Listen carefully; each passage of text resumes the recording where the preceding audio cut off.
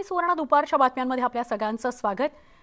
बातमी साहित्य संमेलनातून येते आहे। नाशिकला साहित्य संमेलन सध्या सुरू आहे आणि या साहित्य संमेलनामध्ये गिरीश कुबेर यांच्यावर शाई फेकण्यात आलेली आहे। लोकसत्ताचे संपादक गिरीश कुबेर यांच्यावर शाई फेकण्यात आलेली आहे। पोलिसांकडून 2 कार्यकर्त्यांना ताब्यात घेतलं गेलंय। संभाजी ब्रिगेडच्या कार्यकर्त्यांवर आरोप करण्यात आलेला आहे। संभाजी राजांचा अपमान करणारं पुस्तक लिहिल्याचा आरोप गिरीश कुबेर यांच्यावर करण्यात आलाय आणि त्यामधूनच त्या रागातूनच गिरीश कुबेर यांच्यावर शाईफेक करण्यात आली आहे। संभाजी ब्रिगेडनं हे स्पष्ट केलं। अखिल भारतीय मराठी साहित्य संमेलनाला गालबोट लागलेला आहे कारण गिरीश कुबेर यांच्या तोंडाला काळी शाई फासवण्यात आलेली आहे। संभाजी ब्रिगेड कार्यकर्त्यांनी हा प्रताप केलाय। कुबेर दैनिक लोकसत्ताचे संपादक आहेत। पोलिसांनी 2 कार्यकर्त्यांना ताब्यात घेतलेला आहे। कुबेर यांचा चेहरा आणि कपडे शाईने भरले। शाई फासताना कुबेरांना धक्काबुक्की सुद्धा करण्यात आली। आमचे प्रतिनिधी प्रशांत बाग यांच्याशी आपण सविस्तर बोलूया। प्रशांत, गिरीश कुबेर यांच्यावर शाई फेकण्यात आली, त्यांना अशा परिस्थितीला सामोरं जावं लागलं। केव्हाची ही घटना आहे, काय नेमकं घडलं?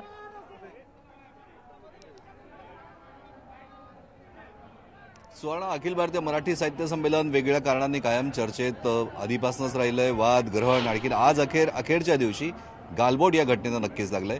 ज्येष्ठ पत्रकार गिरीश कुबेर ज्यावेळेस आपल्या परिसंवादात सहभागी होण्यासाठी या ठिकाणी आले आणि हेच आहे ते प्रवेशद्वार, ज्या प्रवेशद्वारातनं ते या ठिकाणी येत होते। आपण बघतोय की आत्ताही या ठिकाणी पोलिसांचा मोठा बंदोबस्त आहे। तेव्हाही बंदोबस्त तसाच होता। दुकानांचे वेगवेगळे दुकानं सुद्धा त्या ठिकाणी होते। आणखीन या ठिकाणी जी पर्यावरणपूरक व्हेकल आहे त्या व्हेकलमधून गिरीश कुबेर हे ज्यावेळेस यायला या गेटच्या प्रवेशद्वारातून त्यांनी आत यायला सुरुवात केली। हीच आहे ती गाडी मैनी की ज्या ठिकाणी त्यांना या गाडीतनं येत असतानाच तिथेच रोखण्यात आलं आणि 2 कार्यकर्त्यांनी थेट त्यांच्यावर काळी शाई फेकली, तोंडाला काळी शाई फासली आणि याचबरोबर कपड्यांवर सुद्धा प्रचंड मोठी काळी शाई फेकण्यात आली। आरडाओरडा सुरू होता, घोषणा सुरू होती। सगळी घटना याच जागी घडली। संमेलनाच्या व्यासपीठाचं हेच आहे ते प्रमुख प्रवेशद्वार। आपण ज्या ठिकाणी बघतोय की या ठिकाणी आता बंदोबस्त आहे। बंदोबस्त हा या ठिकाणी सुद्धा खूप मोठा या ठिकाणी लावण्यात आलेला आहे। कोणत्याही परिस्थितीमध्ये या जागेवरनं कोणी येऊ नये अशा प्रकारचा एक प्रयत्न आहे। आपण जाऊया या ठिकाणी। रवी माझा सहकारीला विनंती करतो की गिरीश कुबेर ज्यावेळेस त्यांना इथे आणलं थेट म्हणजे की आरडाओरडा कोलाहल इतका होता की पोलीस सुरक्षा रक्षकांना सुद्धा ते जुमानत होते। थेट त्यांच्यावर आरडाओरडा करत त्या प्रवेशद्वारापासून ते इथपर्यंत अखंड त्यांच्या विरोधात घोषणा, धक्काबुक्की होत होती। काळी शाई फेकली गेली। संभाजी महाराजांच्या विरुद्ध अवमानकारक वक्तव्य यांनी केलंय। सातत्यानं लिखाण करताय, माफी मागा अशा प्रकारचा आक्षेप केला होता। बालेराव साहेब, तुम्ही हे सगळं बंद केलंय, काय सांगाल? VIP बंदोबस्त लावलेला आहे। आता गिरीश कुबेर ज्यावेळेस त्यांच्या अंगावर शाई फेकली गेली त्यावेळेस सुद्धा तुम्ही एवढे इथे सगळे मोठ्या प्रमाणात होतात? नाही, इथे काही प्रकार झाला त्यांनी सांगता येणार। इथे काही प्रकारच घडलेला नाही कोणतं। हो, पण आतापर्यंत अशा प्रकारचं कोणतेही लोखंडी बॅरिकेड या ठिकाणी लावलंच नव्हतं। आता पहिल्यापासून लावलेलं आहे ना, पहिल्यापासून बंदोबस्त आहे 3 दिवसापासून। आपण बघतोय की पोलिसांची भूमिका, आता बालेराव पोलीस अधिकारी आहे, ठीक आहे, VIP बंदोबस्त सोडून सांगताय, पण अशा प्रकारचं कोणतेही लोखंडी बॅरिकेड या ठिकाणी नव्हतं। प्रमुख व्यासपीठ जे आहे त्या ठिकाणी जाणारा हा रस्ता, पण या ठिकाणी सुद्धा अनेक पोलीस अधिकारी कर्मचारी या ठिकाणी तैनात करण्यात आलेले आहेत। सगळ्या कोणत्याही परिस्थितीत इथून कोणी जाऊ नये, प्रत्येकाला थांबवावं, रोखावं अशा प्रकारचीच परिस्थिती दिसते। ज्यावेळेस घटना घडली त्यावेळेस तुम्ही होतात? नाही, मी नव्हतो इथे अवेलेबल, मी दुसऱ्या पॉईंटला अवेलेबल होतो। कोण होतं नेमका घटना घडली त्यावेळेस या पॉईंटला? सांगता येणार नाही अशा प्रकारचे। आपण गेटवर सुद्धा अनेक पोलीस अधिकारी कर्मचारी तैनात आहे। खरं तर विषय असा आहे की आता या विषयावर कोणी बोलायला तयार नाहीये कारण सगळेच जण बिचकलेले आहे। साहित्य संमेलनाला या घटनेनं गालबोट लागलंय। प्रशांत, मी तुमच्याबरोबर अशीच बोलत राहते, तुम्ही संपर्कात राहा। पण आता आपल्याबरोबर नितीन रोटे पाटील संभाजी ब्रिगेडचे जोडले गेलेले आहेत। नितीनजी, हा सगळा काय प्रकार आहे? नितीनजी, काय सांगाल आज जो साहित्य संमेलनात प्रकार घडला त्याविषयी? गिरीश कुबेरांनी जे पुस्तक लिहिलेले आहे renaissance states unwritten story of the Maharashtra, त्याच्यामध्ये संभाजी महाराजांची त्यांनी यथेच्छ अशी बदनामी केलेली आहे। त्या पुस्तकावर पुण्यामध्ये संभाजी ब्रिगेडच्या कार्यकर्त्यांनी गुन्हा दाखल केला 6 महिन्यापूर्वी। तिथे त्यांच्यावर कुठल्याही प्रकारचं त्यांची साधी चौकशी झाली नाही। आम्ही फोन केल्यानंतर आमच्या फोनला गिरीश कुबेरांनी उत्तर दिले नाही।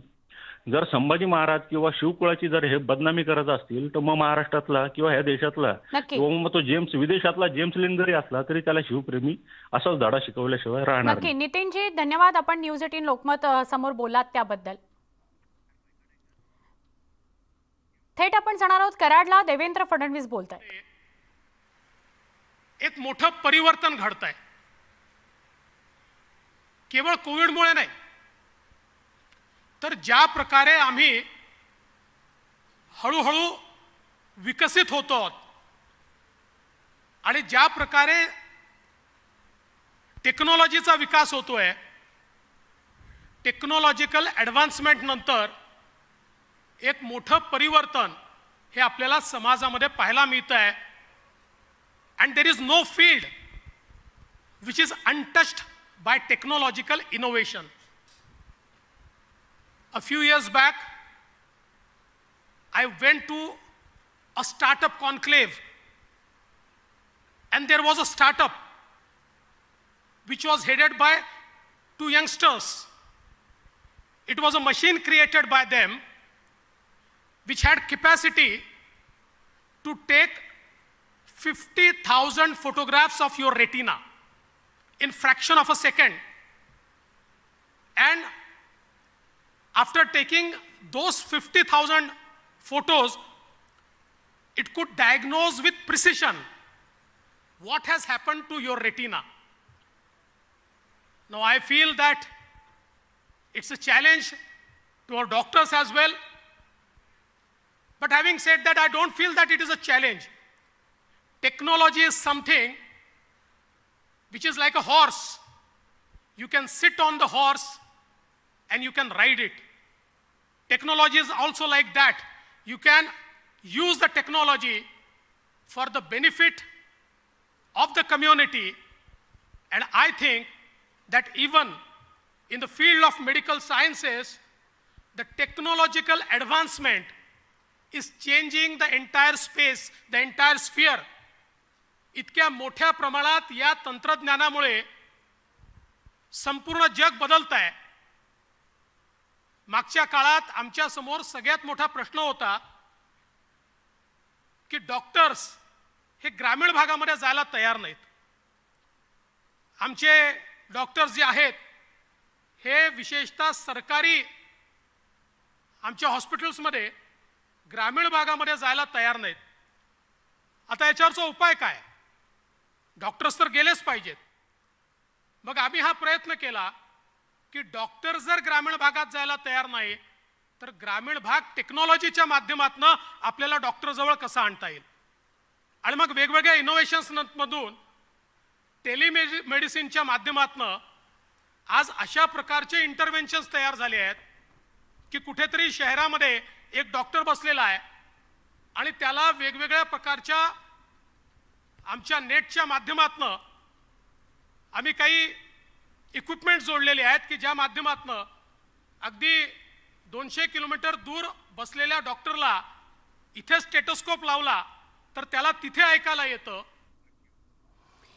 साहित्य संमेलनातूनच अजून एक महत्त्वाची बातमी येते आहे. साहित्य संमेलनात कोरोनाची एंट्री झाली आहे असं बघायला मिळत आहे, कारण साहित्य संमेलनात उपस्थित असलेल्या दोघांना कोरोनाची लागण झाल्याचं समोर आलंय.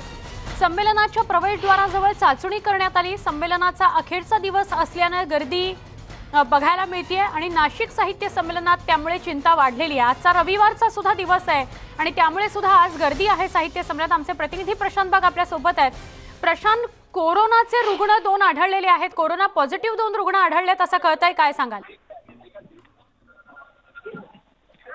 स्वर्ण, आपल्याला माहिती आहे की प्रचंड मोठी गर्दी या साहित्य संमेलनाचा अखेरचा आणखी 3ऱ्या दिवशी झाली आहे. खरं तर प्रवेशद्वारापाशी विशेष सुविधा करण्यात आलेली आहे. या ठिकाणी येणाऱ्या प्रत्येकाला ज्याचे 2 व्हॅक्सिनेशन झाले आहे त्यालाच आतमध्ये घेत आहेत आणि याचबरोबर सगळ्यात महत्त्वाचं की प्रत्येकाची अँटीजन तपासणी सुद्धा केली जाते. या मोठ्या गर्दीमध्ये या 2 जणांची तपासणी जी आहे ती पॉझिटिव्ह आलेली आहे. जरी ते असिम्प्टोमॅटिक असले तरी प्रचंड मोठ्या गर्दीमध्ये 2 पॉझिटिव्ह येत आहे. आणखी यामुळे त्यांना तत्काळ आरोग्य निरीक्षणाखाली ठेवण्यात आलेलं आहे. एकीकडे ओमायक्रॉनचा धोका, महाराष्ट्रात सुद्धा सापडलेले रुग्ण, नाशिकच्या साहित्य संमेलनासाठी अखेरच्या दिवशी झालेली ही गर्दी आणि याच गर्दीमध्ये आपल्या आरोग्य तपासणीमध्ये 2 जणांना पॉझिटिव्ह सापडणं, यामुळे काहीसं भीतीचं वातावरण निश्चित निर्माण झालंय. नक्की. चिंता अनेकांना वाटते आणि याचमुळे खबरदारीच्या उपाययोजना म्हणून जे जे करता येईल तो करण्याचा प्रयत्न या ठिकाणी दिसून येतोय. आरोग्य यंत्रणा नक्की. अधिक सतर्क झाल्या आहेत. नक्की सुवर्णा. प्रशांत, आभार, आपण सविस्तर माहिती दिली त्याबद्दल. दुपारच्या बातम्यांमध्ये इथे एक छोटासा ब्रेक घेणार आहोत. ब्रेकवर जाताना न्यूज 18 लोकमत एक आवाहन करेल, कुठल्याही परिस्थितीत घराबाहेर पडताना मास्क लावायला विसरू नका, सोशल डिस्टन्सिंग पाळा आणि सॅनिटायझर स्वतःजवळ बाळगा. पहा फक्त न्यूज 18 लोकमत.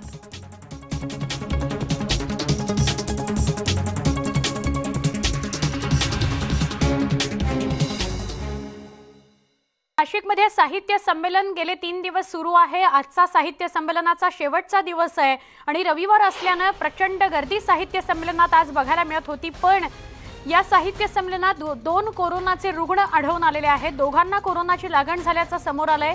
संमेलनाच्या प्रवेशद्वारावर चाचणी करण्यात आली आणि त्यावेळेला हे स्पष्ट झालं की दोघांना कोरोनाची लागण झालेली आहे. संमेलनाचा अखेरचा दिवस असल्यानं गर्दी होती आणि त्यामुळे कोरोनाच्या चाचणीत 2 जण पॉझिटिव्ह आल्यामुळे जरा चिंता व्यक्त केली जाते.